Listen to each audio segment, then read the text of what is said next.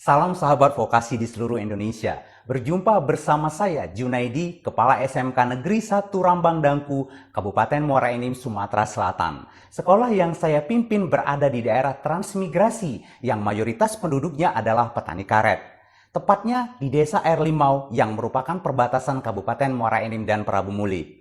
Pandemi menyebabkan lost learning di banyak negara, termasuk Indonesia. Begitu juga dengan sekolah di mana saya bekerja. Namun kita tidak boleh patah semangat apalagi berpangku tangan.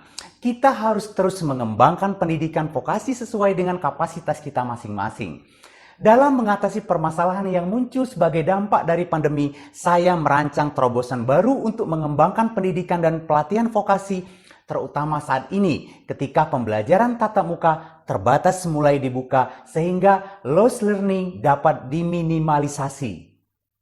Proyek berjudul Imunisasi COVID, Strategi Mengatasi Learning Loss di SMK Negeri 1 Rambang Dangku. Secara ringkas, liputannya saya tampilkan pada konten video ini.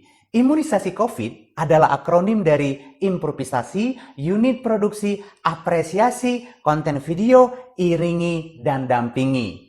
Proyek imunisasi COVID merupakan langkah pengembangan sekolah secara komprehensif yang meliputi aspek manajerial, supervisi, kewirausahaan, dan kepribadian dalam mengatasi lost learning yang dapat dijabarkan sebagai berikut.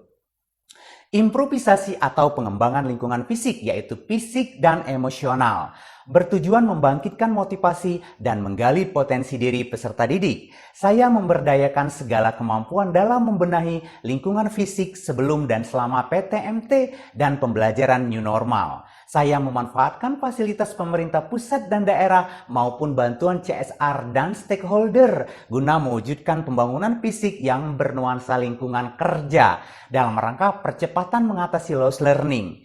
Saya dan tim mengadakan pembenahan masif lingkungan fisik seperti pengadaan ruang praktik siswa, ruang pertemuan, ruang guru, ruang kepala sekolah, lobi, ruang tata usaha, toilet, dan sanitasi, serta taman-taman yang indah.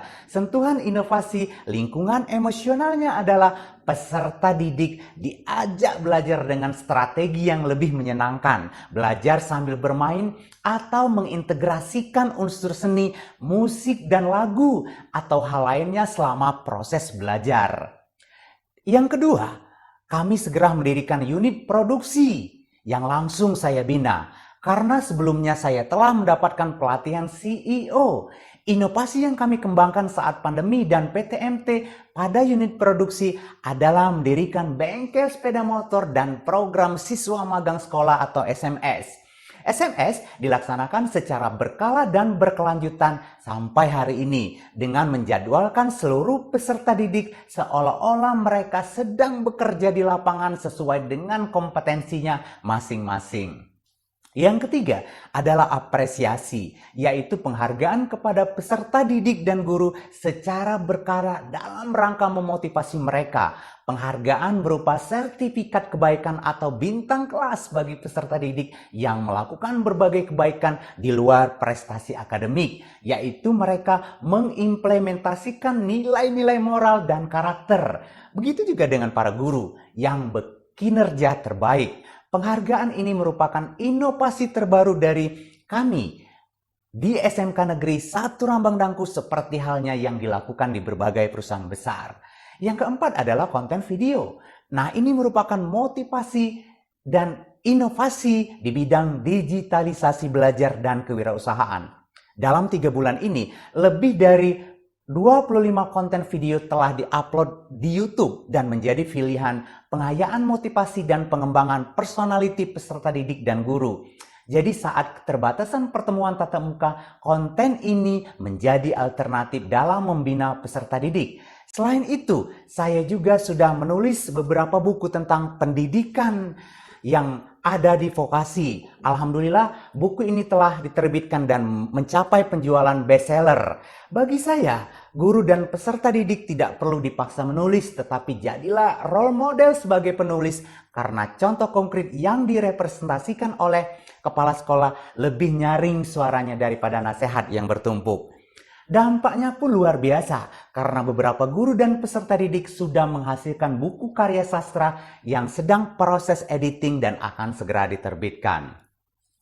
Iringi dan dampingi. Sebagai kepala sekolah, saya terjun langsung mendampingi peserta didik melalui program Kepala Sekolah Mengajar atau KSM. KSM merupakan bentuk dukungan moral yang sangat dalam dari saya, terutama kepada peserta didik. Hal ini terinspirasi karena kurangnya human resources di sekolah yang berada di pinggiran. Dengan soft skill dan hard skill yang saya miliki, saya bertindak sebagai mentor atau coach dengan melatihkan bahasa asing, personality, dan entrepreneurship. Pendampingan dengan hati mengantarkan peserta didik meraih berbagai prestasi sampai ke tingkat provinsi. Bahkan ada seorang peserta didik yang sedang bersekolah namun telah mendirikan usaha bengkel sepeda motor di rumah.